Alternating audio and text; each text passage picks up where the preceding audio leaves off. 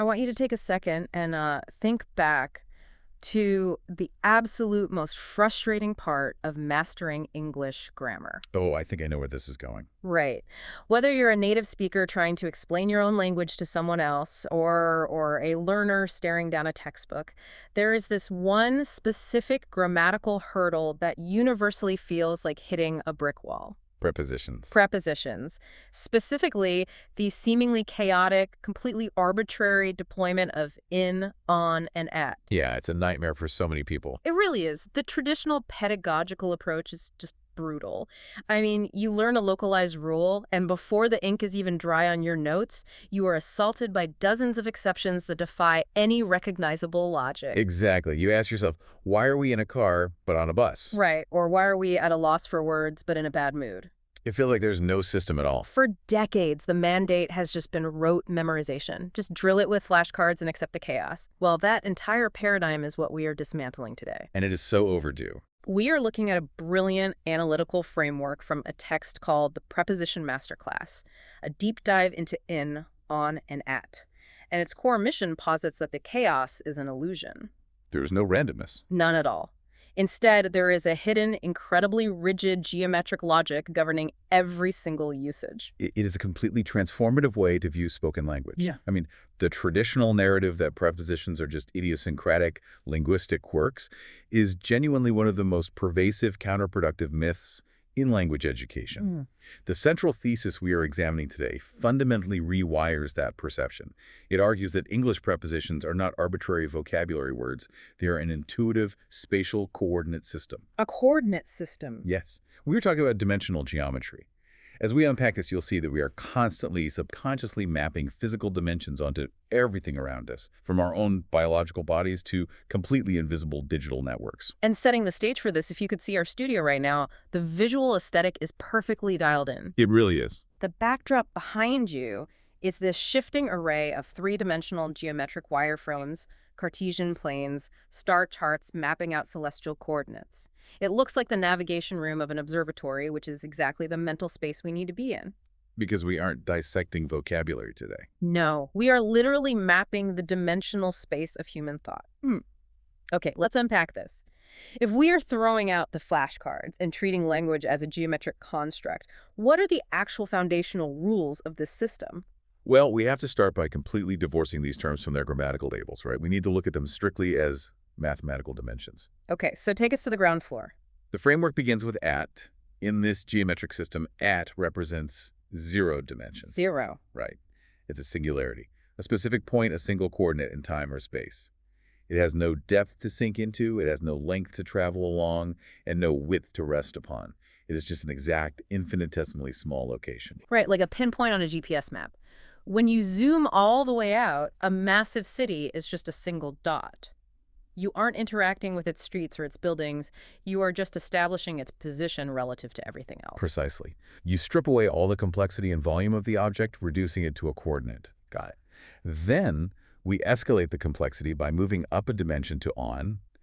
In this framework, on represents 1 or 2 dimensions. It's a one-dimensional line or a two-dimensional flat surface. And what's the key physical rule for on? The defining characteristic here, and this is crucial for the later abstract applications, is contact and physical support. Support, okay. Yes. If an object is on something, it is interacting exclusively with the exterior boundary. It is resting there, supported by the surface tension or the structural integrity of whatever is beneath it. It explicitly does not penetrate the object. So it's the piece of paper you draw the zero-dimensional dot on. Yeah. It has length and width, but 0 depth. Like, if I spill water on the table, the water is pooling across that 2D plane. It hasn't soaked in yet. It's just utilizing the table for physical support against gravity. That is the perfect physical illustration. And that naturally brings us to the final tier of the core framework, in. The big one. Right. In represents 3 dimensions. It is a volume of space. It's a container. When the human brain deploys in, the geometric implication is full enclosure. So the object is completely surrounded. Surrounded, engulfed, or entirely contained by its environment. It has breached the two-dimensional surface and entered the depth of a space. Okay, so the entire architecture rests on this progression. The zero-dimensional point of at, the one or two-dimensional surface of on and the three-dimensional volume of in. Exactly. And what's fascinating here is how this progression mirrors human cognitive development. How so? Well, long before a child learns the alphabet, they learn spatial reasoning. They learn what it means to drop a block into a bucket, to place a toy on a table, or to point at a light on the ceiling. This masterclass is suggesting that we just mapped our language directly onto that primal spatial awareness. I love that. The evolutionary perspective is what makes this so compelling to me. We didn't invent prepositions in a vacuum to make grammar tests difficult. No, not at all. We are physical apes moving through a physical world, navigating gravity, terrain, and enclosures. It makes perfect sense that the bedrock of our communication would be a geometric map. It was a survival mechanism. Right. We use these spatial markers because our survival literally depended on knowing whether a predator was at the river, standing on the rock, or hiding in the cave. And that biological reality is exactly where the masterclass begins its practical application. Before we look at how this applies to time or technology, we have to look at the most immediate physical environment we possess, Our own bodies. the human body. The way we map dimensions onto our own anatomy provides the Rosetta Stone for understanding everything else. I found the anatomical mapping incredibly revealing, especially how we assign two-dimensional geometry to the concept of burden. Yes, the 2D burden. Because if we look at the skin, the exterior of the human body, it operates as a two-dimensional surface area. It does. From a geometric standpoint, the skin is the ultimate 2D boundary, separating our internal 3D volume from the outside world. Right. Because of this, anything that physically makes contact with the epidermis without penetrating it takes the preposition on. A dermatologist might note a faint scar on a patient's cheek. We wear clothes on our bodies. The fabric drapes across the surface area. Exactly, held up by our skeletal frame, making literal, continuous contact with the 2D plane of our exterior. Which is super intuitive. Mm. The scar is a flat mark, the shirt is a flat textile. But where the cognitive mapping gets brilliant is when we take that literal physical 2D interaction and apply it to psychological states. The abstract burdens. Yes. If I think about how we discuss responsibility, stress, or blame in English, we almost universally treat them as physical objects resting on a surface. The linguistic translation of stress is incredibly literal. We say, the weight of the world is on my shoulders, or the pressure is on me to deliver this project. Why not in me? Because psychologically, we don't view external pressures as an internal biological failure. We view them as heavy external burdens that gravity is pulling downward, and our two-dimensional exterior surface has to structurally support them. The stress is a boulder, and you are the table holding it up. Exactly. I was thinking about the idiom to have a chip on your shoulder. We use that to describe someone holding a bitter grudge, right? Someone who feels historically wronged and is walking around with this defensive attitude. Yeah. It's a purely abstract emotional state. Yeah. Yet the language treats that grudge as a literal physical block of wood. It's not a virus in their bloodstream. It's a visible weight resting on the flat surface of their shoulder for the entire world to see. You are physically bearing the weight of your own resentment. And if you look closely at how native speakers use that phrase, the geometry informs the behavior. Because the chip is on the shoulder, it is exposed. It can be knocked off. It invites confrontation. That makes total sense. Now, if we take that external 2D burden and contrast it with our 3D internal biology, the preposition shifts to in. In is deployed when things sink past the 2D boundary and enter the complex volume of our anatomy. So if I'm at the gym and I tear a hamstring, I don't say I have a pain on my leg. No, you wouldn't. Even though the leg has a surface, the sensation of a tear isn't resting on the skin like a rash or a Band-Aid. The pain is radiating from deep inside the muscular cylinder. It's a cramp in my leg.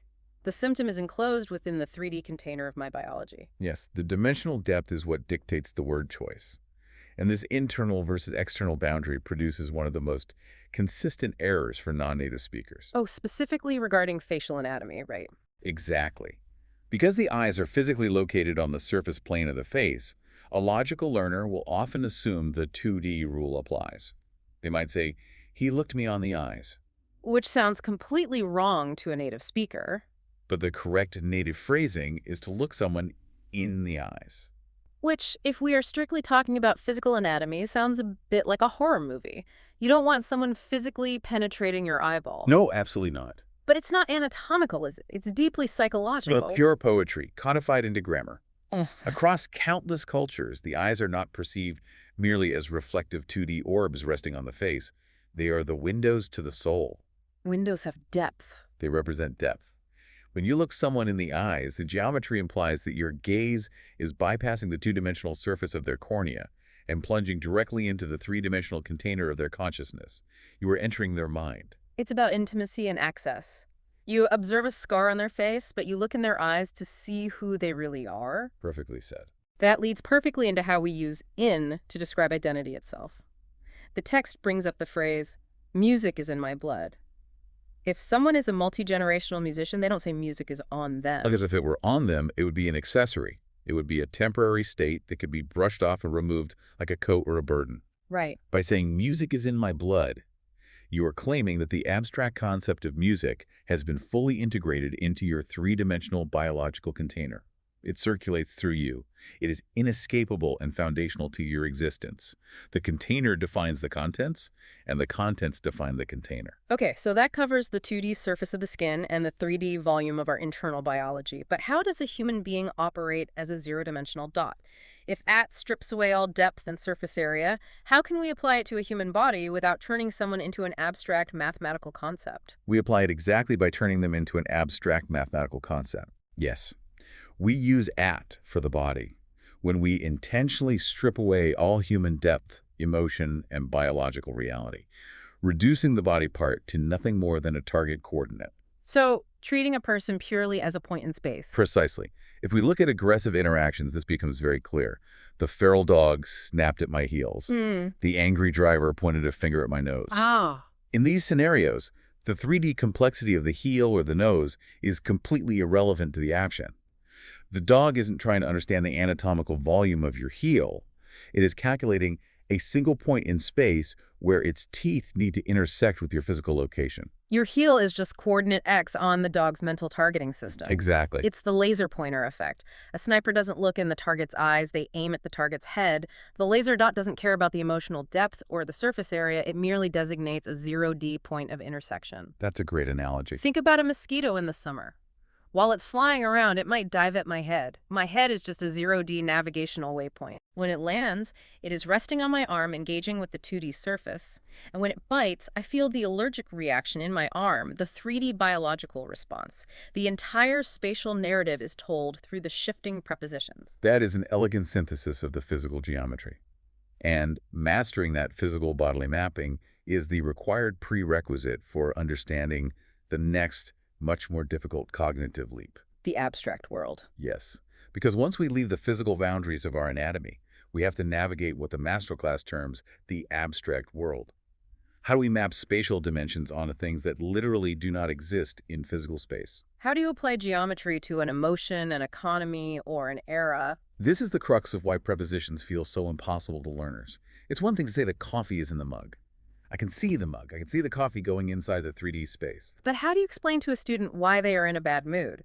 A mood has no walls, no floor, no ceiling, yet the language insists on treating it like a physical room. The language insists on it because the human brain struggles to process abstraction without anchoring it to physical experience.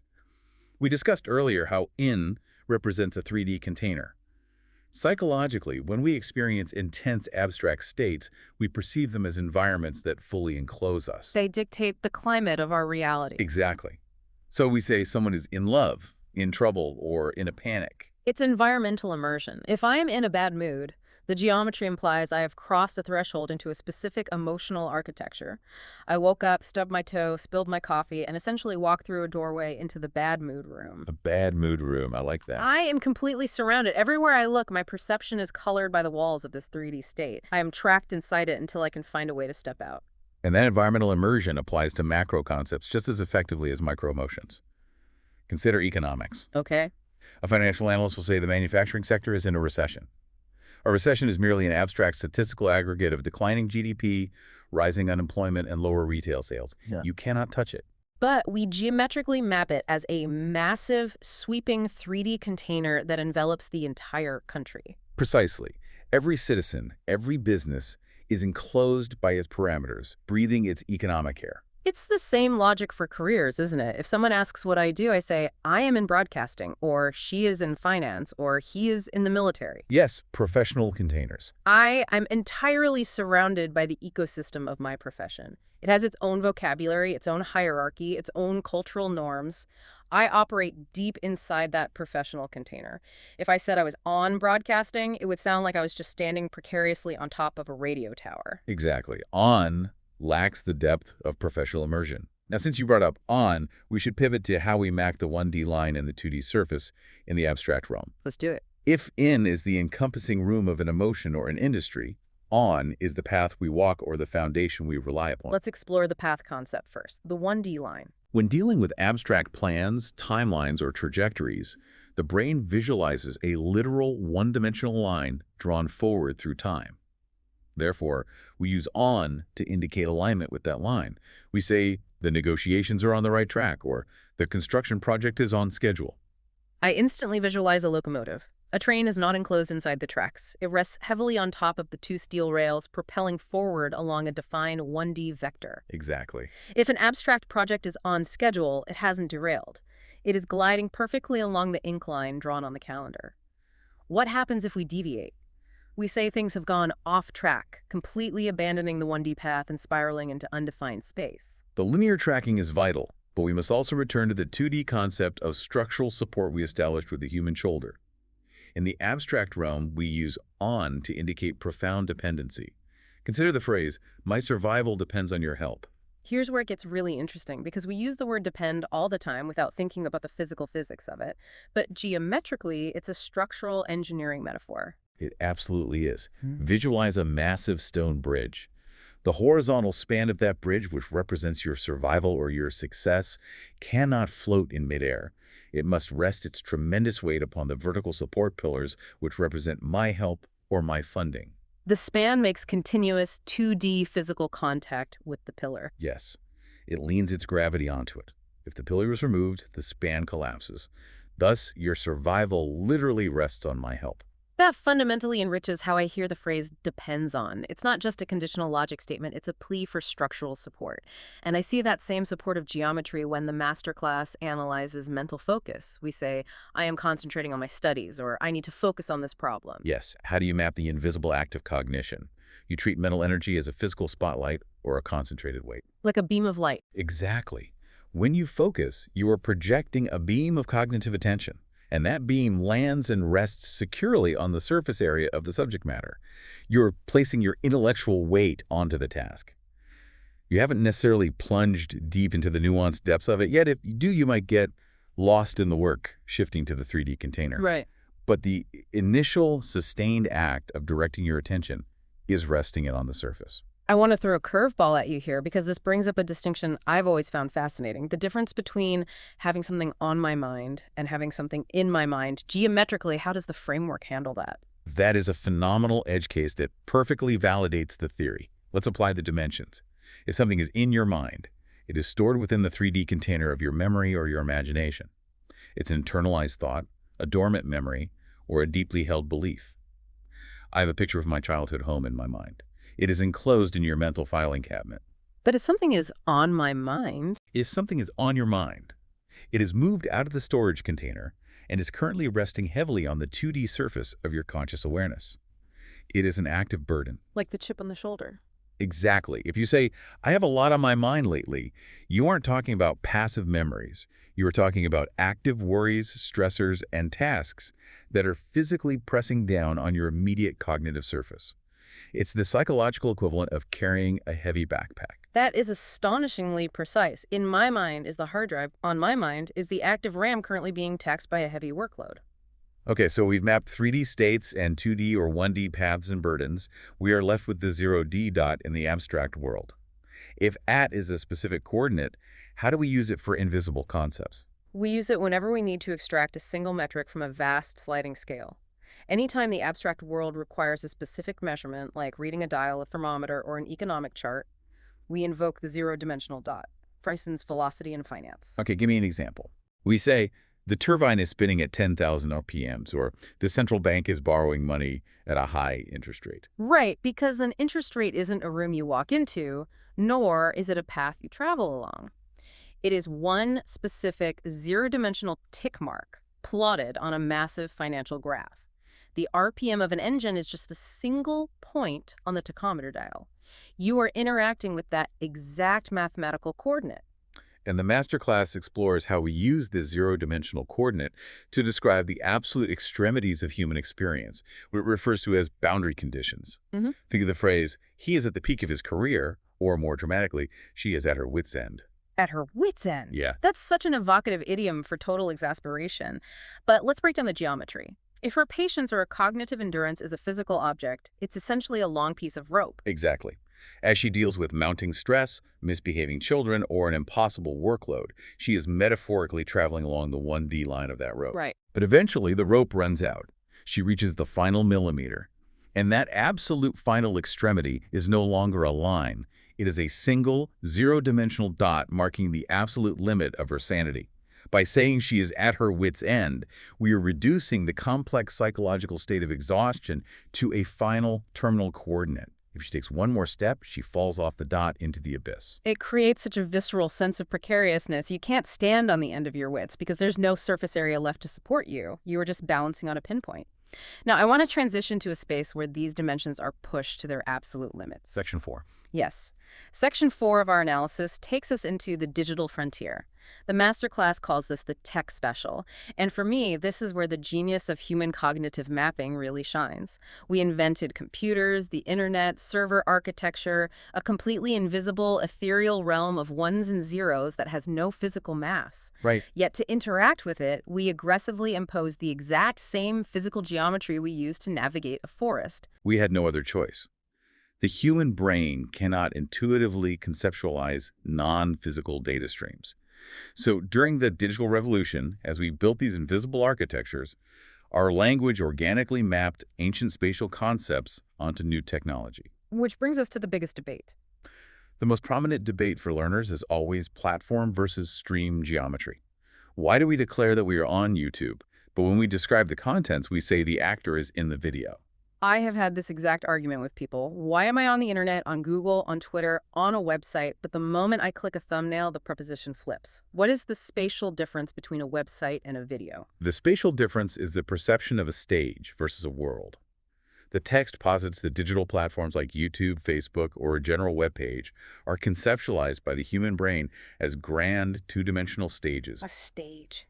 Think of a physical wooden stage in a theater. This is a raised, flat surface. You step up on the stage to be seen, to perform, or to broadcast to an audience. So when I open a browser and go to a social media platform, my brain feels like I am stepping out onto a massive global stage. I am standing on the platform, presenting my profile to the crowd. Exactly. You are resting on the digital surface.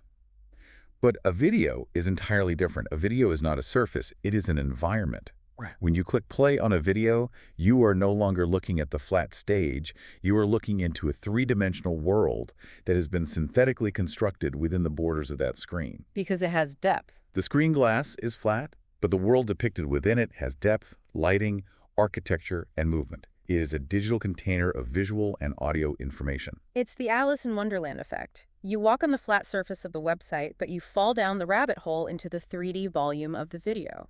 The actor isn't painted onto the surface of the screen, they are inhabiting the digital room created by the camera lens. Therefore, they are in the video. That is the precise geometric shift. And we see this container logic everywhere in digital storage. Where do you put your digital documents? You put them in a file. Why? Because the brain visualizes a file as a physical manila folder or a cardboard box, a 3D container. The data is enclosed within the boundaries of that digital box. Okay, I want to test this framework with a modern edge case that confuses everyone in corporate America. Zoom meetings. Oh, this is a great one. Because I frequently hear people say, I am on a Zoom call, but in the same breath, they will say, I am in a Zoom meeting. Are those geometries contradicting each other? That is an incredibly perceptive observation, and it actually proves the rule perfectly. Yeah. Let's dissect the two nouns, call versus meeting. If you say, I am on a call, what is the historical geometry of a telephone call? Historically, a telephone call relies on a literal wire stretched between two houses.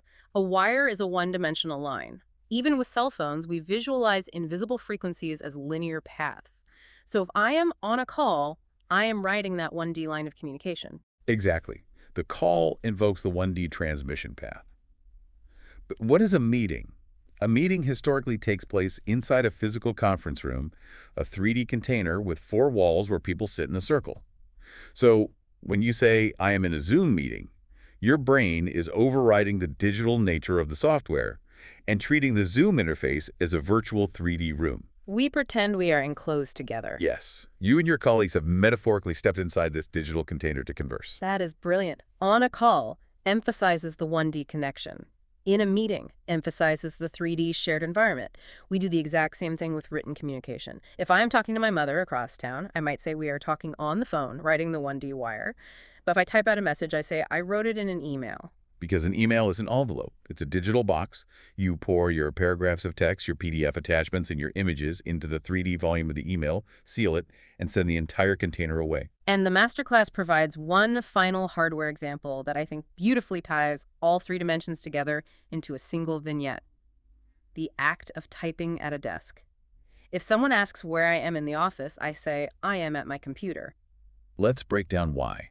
By saying, at my computer, you are designating the computer as a 0-dimensional coordinate on the office floor plan.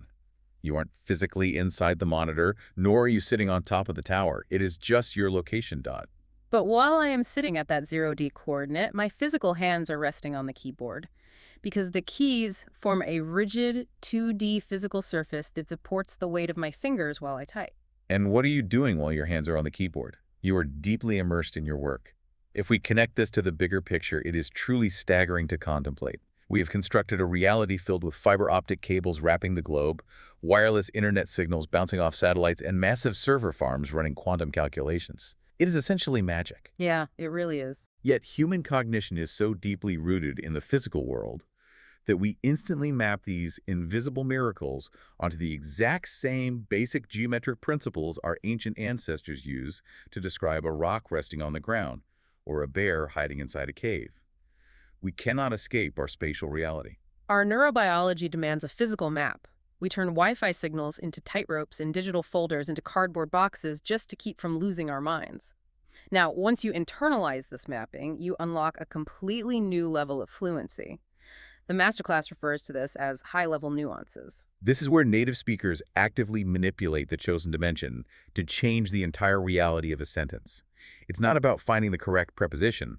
It's about choosing the dimension that creates the picture you want in the listener's head. Let's look at the nuance of the street. In the street versus on the street. This is a classic example of dimensional manipulation. If I'm yelling at a child and I say, get out of there, do not play in the street, what spatial dimension am I deliberately invoking? By choosing in, you are invoking the 3-dimensional container.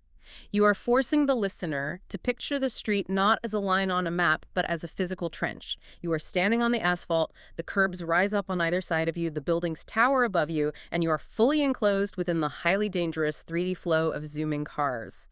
It's a very immediate, perilous physical space. You are immersed in the danger zone. The 3D container is threatening. But what happens if we shift the dimension? What if a real estate agent says he lives on Fifth Avenue, or a sociologist says he grew up on the rough streets of Chicago? By shifting to on, the geometry changes entirely. If I say someone lives on Fifth Avenue, I am utilizing the 1D line or the 2D surface. I am completely ignoring the physical trench of the asphalt. I'm looking at a city map from above, tracing the 1D line of Fifth Avenue, and placing a dot where their house is located. It is purely a geographical address. And sociological example. Let's see. Grew up on the streets. That one is deeply evocative. It implies a harsh lifestyle. It means they were perhaps homeless or spent their youth hustling outside the safety of domestic environments. They weren't literally standing in the middle of traffic for 18 years. By saying they grew up on the streets, it implies their entire existence was supported only by the rough, unforgiving 2D surface of the city pavement, locked outside the protective 3D containers of safe housing. The concrete was their only platform. That is exactly the subtle sociological narrative that geometry creates. By shifting from in to on, we instantly transition from an immediate physical hazard to a geographical location or a socioeconomic reality. Let's examine another crucial nuance, one that confounds learners constantly because the phrases sound practically identical. At the end versus in the end. Oh, this one is massive. The distinction here is purely temporal geometry. Let's start with at the end. We know at is our 0-dimensional dot. So if I say at the end of the movie, the hero dies, or at the end of the hallway, turn left. In both of those examples, one mapping time, the other mapping physical space, The word end functions as a hard, impenetrable boundary. It is a specific, inflexible coordinate. When the movie's runtime hits the final second, that is the dot. When the hallway hits a brick wall, that is the dot. There's no ambiguity, no depth, no area to explore. It is a terminal point. Right. But watch what happened to the narrative when we use "in the end."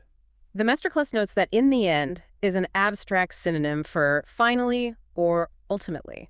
For example, we argued relentlessly for months, but in the end, we managed to stay friends. Why do we suddenly need a 3D container for a conclusion? Because it is no longer a specific coordinate on a timeline. "In the end" refers to the entire accumulated volume of an experience. Think of a long-term relationship or a grueling project as a massive, invisible 3D container.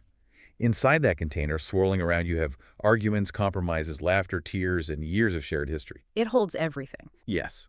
When you say "in the end," you are metaphorically standing back, looking at everything enclosed inside that massive volume of time and summarizing the final state of affairs that settled within it. It's a holistic, encompassing conclusion, not a sudden stop sign. That is a beautiful distinction. At the end is the abrupt period at the end of the sentence. In the end is the lingering feeling you have after you close the entire novel. Sticking with the concept of time, let's tackle another legendary point of confusion. On time versus in time. I've seen native speakers struggle to explain why they choose one over the other. It completely resolves itself if you apply the geometry of schedules versus windows of opportunity. Let's apply the 1D line first. On time. If my boss says the client meeting starts on time at 9:00 a.m. sharp, I picture a timeline drawn horizontally across a whiteboard.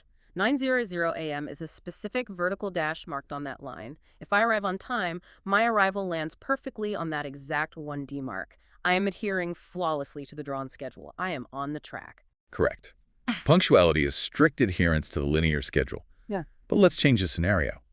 What if you are rushing to the hospital and you say, "I arrived in time to say goodbye before he passed away"?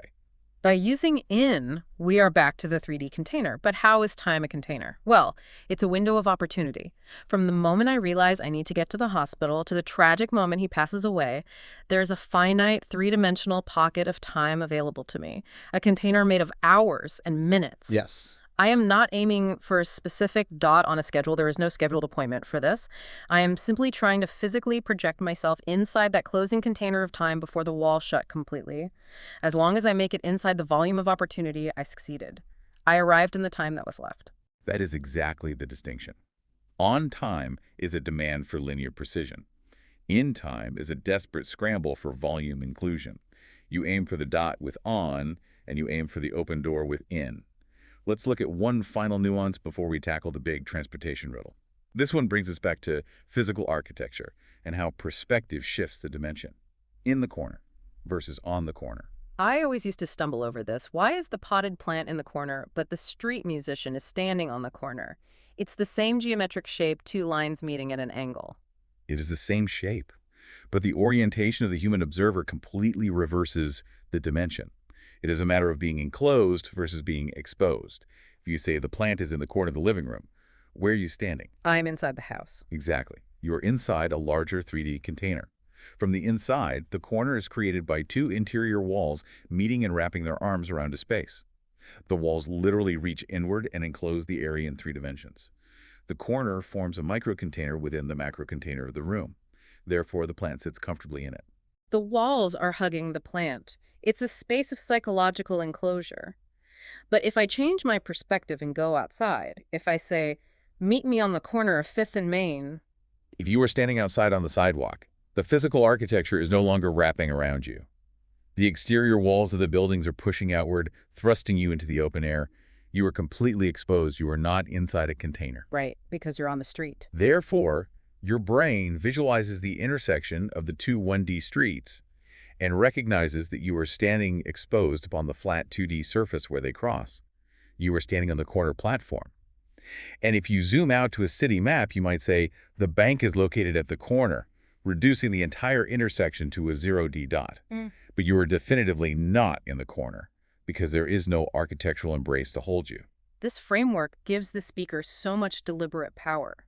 You aren't just reciting grammar, you are actively directing the camera angle of the listener's imagination. Which brings us to perhaps the most infamous, highly debated camera angle in all of English grammar, the transportation riddle. Oh, here we go.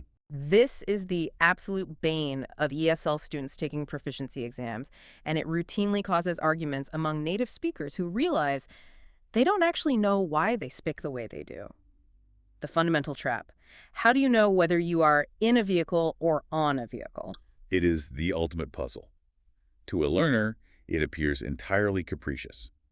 A car, a bus, an airplane, and a train all share the same fundamental characteristics. They all have wheels, they all have engines, they all have windows, and most importantly, they all have roofs and doors that physically enclose the passenger. They are all, literally speaking, 3D containers. Yes. So why do we insist we are in a car but on a bus? Why are we in a helicopter but on a commercial jet? I've heard people try to explain it by saying public versus private, but that falls apart immediately. You can rent a private bus and you're still on it. You can take a public taxi and you're still in it. The solution the masterclass provides bypasses ownership entirely. It relies strictly on how the human body physically navigates the interior space of the machine. Let's break down the rule for on first. The geometric rule for using on with an enclosed vehicle hinges on the presence of a navigable platform.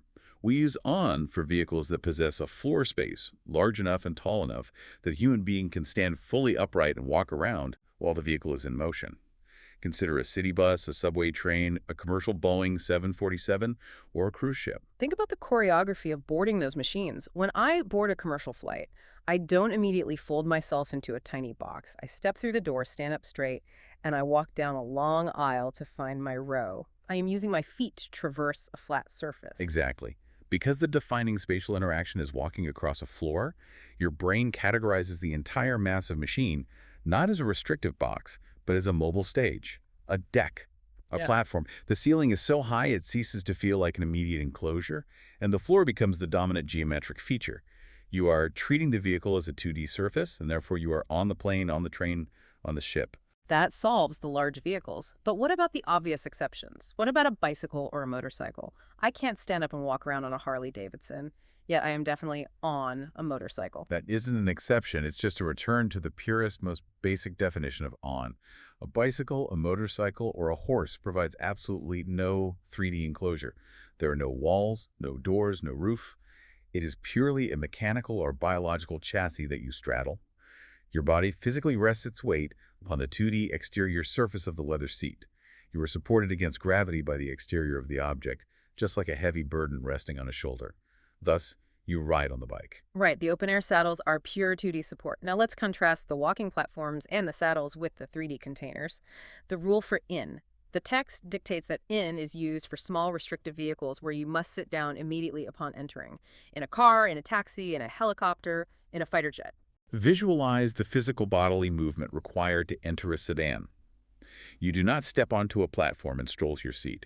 You open a door, contort your spine, fold your body in half, and physically insert yourself downward into a pre-molded, highly restrictive three-dimensional cavity. You practically have to shrink yourself. Yes. The roof is inches from your skull, the door panel is pressed against your left shoulder, the center console box is in your right leg. You are swallowed by the space instantly. You cannot stand, you cannot walk. You are entirely, intimately contained by the volume of the vehicle from the very second you reach the threshold. You don't board it, you wear it, you crawl into the box. Precisely. A car is a metal box. A helicopter is a glass bubble. A submarine is a steel tube. The physical restrictions of the space violently force the brain to categorize the vehicle as a 3D container, superseding any flat surface the floorboards might offer. Therefore, you are in the car, in the helicopter, in the submarine. This geometric rule is so robust, it even survives the craziest edge cases. Let me throw a few at you just to stress test it. What about a convertible car? The roof is completely down, the sky is above me, the 3D container is broken open at the top. Why am I still in the convertible and not on it like a motorcycle? Because the lateral walls of the container still exist and still restrict your movement. You still had to open a door, fold your body, and drop down into a molded cavity surrounded by metal doors and a windshield. You cannot stand up and walk around the back seat while driving down the highway. Even without the roof, it functions as a restrictive bucket holding you inside. It is a container. Okay, what about a ski lift? I am sitting in a little chair dangling from a wire high in the air. You are sitting on a ski lift. Why? Because it is essentially a bench suspended in midair. There are no walls, no doors, and usually no roof. Your weight is merely resting upon the 2D surface of the bench seat. It lacks the enclosing volume required to trigger the in geometry. What if a tech billionaire buys a tiny, cramped private jet? The ceiling is so low they have to crawl on their hands and knees to get to the leather seat. They cannot stand up. Strictly applying the geometric logic, they would be in their private jet, just like crawling into a fighter jet cockpit. However, if they upgrade to a massive luxury Gulfstream where they can stand up, pour champagne, and pace up and down the cabin, the spatial geometry expands, the floor becomes a platform, and they are now on their private jet. The human physical interaction entirely dictates the spatial categorization. I love that. The grammar scales with the billionaire's wealth. It is just profoundly satisfying when language adheres to a physical law of nature that strictly. It proves we aren't just making arbitrary noises, we are calculating physics with every sentence. We really are. We are nearing the end of our deep dive into this masterclass, but we have one final crucial layer of polish to apply. Because inevitably, a seasoned speaker will point out that there are certain verbs in English that simply demand a specific preposition, regardless of the immediate physical context. In linguistics, these are often tied up in phrasal verbs or strict collocations. The text describes these verbs as being permanently married to their geometric prepositions. They are married, yes. And for decades, teachers have thrown up their hands and said, these are idioms. There is no logic here. Just memorize the list. But what the masterclass brilliantly demonstrates is that it is not a blind arranged marriage. Even in these highly rigid, centuries-old phrasal verbs, the underlying geometric logic still dictates the pairing. The physical metaphor is just buried a little deeper in the etymology. The text highlights 3 specific examples to prove that geometry still reigns supreme. Let's examine the first one. To consist in. No, wait, let me pause you there. If I'm talking about the ingredients of a cake, I say, the cake consists of flour and sugar. Consists of is the standard structural phrase, but consists in is a very specific, highly intellectual variation. The definition given is to have something as a main defining feature. For example, the true beauty of the software consists in its simplicity. Why are we using the 3D container in here instead of? To understand the geometry, we have to look at what the sentence is philosophically claiming. Consist of just lists the parts lying on the table. But consists in makes a claim about internal essence. It is stating that the core identity, the fundamental spirit of the software's beauty, is entirely contained inside the concept of simplicity. If you were to metaphorically crack open the outer shell of the app's beauty and peer deep into its 3D volume, the only thing you would find residing within it is simplicity. It's locked inside. Yes. The simplicity is enclosed, safeguarded within the beauty. It is an internal integral condition operating on the exact same spatial logic as music is in my blood. That is a phenomenal distinction. Of lists the materials. In locates the soul of the thing inside a container. Let's move to the second marriage. To pride oneself on. This is a massive one. The definition is to be deeply proud of a specific trait or accomplishment. She prides herself on her immaculate punctuality. Or, the chef prides himself on his knife skills. Let's apply the geometry of on. What do we know? On implies a 2D surface, external visibility, and structural foundation. When a human being is intensely proud of a characteristic, how do they treat it? Do they hide it deep inside a dark 3D container where no one can see it? No, you put it in the front window, you wear it externally, you want everyone to see it. Exactly. When you pride yourself on something, you extract that skill from your internal biology and you display it externally on the 2D surface of your persona for public consumption. It is a visible badge of honor resting upon your exterior. Furthermore, returning to our bridge metaphor, your personal pride is structurally supported by that trait. Your self-esteem rests heavily upon the foundation of your punctuality or your cooking skills. That makes perfect sense. You polish the things you're proud of so they shine on the surface. We literally have another idiom that proves this. To wear your heart on your sleeve. You are taking an internal 3D emotion and displaying it on the flat 2D surface of your clothing. The geometry is flawlessly consistent. What is the final example? The final collocation bridges us back to the zero-dimensional dot. It is the phrase, to be at a loss. The definition is a state of utter confusion or bewilderment. When they asked me to explain the quantum physics equation, I was completely at a loss for words. Okay, so we're back to the dot. Why is intellectual confusion represented by a single dimensionless coordinate? Think about the physical sensation of profound confusion. It means your active thought process, your forward momentum, has violently stopped. You are no longer smoothly traveling along the 1D linear path of a logical conversation. You are no longer safely enclosed in the comfortable 3D room of intellectual understanding. You have hit a solid brick wall. You have reached a dead end. And just as we explored with at her wit's end, a dead end on a map is not a line, and it is not a shape. It is a single, terminal, zero-dimensional dot. Your brain just freezes on that one exact coordinate. Yes, you are stranded at that specific point of intellectual failure, unable to move backward, unable to move forward, completely paralyzed. You are at a loss. That is just, it's incredibly poetic. So what does this all mean? We started with the literal 2D surface of our skin. We dove deep into the 3D biological container of our blood and our identity. We ventured out into the abstract architectures of our bad moods and economic recessions. We surfed along the 1D timelines of our busy schedules. We fell down the rabbit hole into the 3D synthetic environments of YouTube videos and Zoom meetings. We contorted our bodies to crawl into the 3D boxes of our cars, and we ultimately crashed into the zero-dimensional dead end of being at a loss for words. What it means is that the chaos is officially cured. And the masterclass provides one final, brilliantly synthesized sentence to lock this framework into the listener's mind. It addresses the student directly, wrapping all these dimensions together in one highly practical, everyday scenario. The sentence is this. Remember, your notes are in the app, but you are working on your laptop. You are aiming at a high score, and in the end, your hard work will stay on your record forever. Let's just savor the mechanics of that sentence for a second. The notes are in the app because the app is a digital folder, a 3D container holding the text data. You are working on your laptop because your physical human hands are resting heavily upon the 2D structural surface of the keyboard.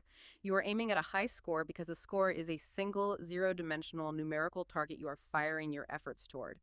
And in the end, looking holistically at the vast, encompassing 3D volume of time you spent studying your hard work will stay on your record forever, permanently displayed on the flat 2D surface of your academic transcript for the world to view.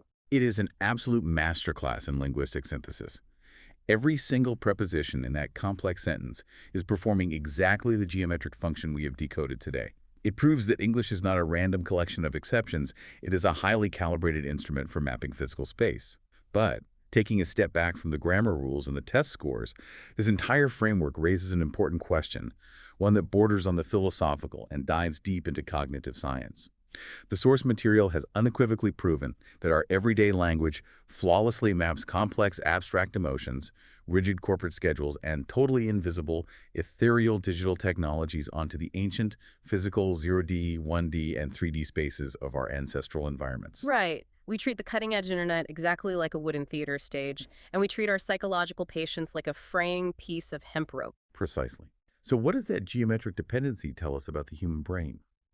Are we entirely incapable of experiencing the universe, even the most advanced, ethereal, abstract, digital aspects of the modern world, except through the rigid physical dimensions of our own primate bodies? Are we so hopelessly biologically bound by our own physical reality that we have to pretend a Wi-Fi signal is a tightrope and a digital file is a cardboard box just so our brains can comprehend them? It suggests that our language isn't just a utilitarian tool for communication, it is a mirror reflecting the inescapable biological constraints of human perception. We can use mathematics to dream of infinite multidimensional universes, but when we open our mouths to speak, we are trapped in 3 dimensions. That is a staggering realization. We can build virtual reality, we can build the metaverse, but our brains still demand that we put the headset on our physical face and look in the lenses to experience it. We can invent the abstract, but we can only navigate the physical. Our bodies dictate our reality, and our grammar is simply the historical paper trail proving it. That is absolutely wild to think about.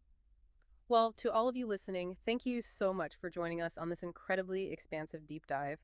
I hope this framework permanently dismantles the frustration you feel toward prepositions and completely changes how you visualize the language you use every single day.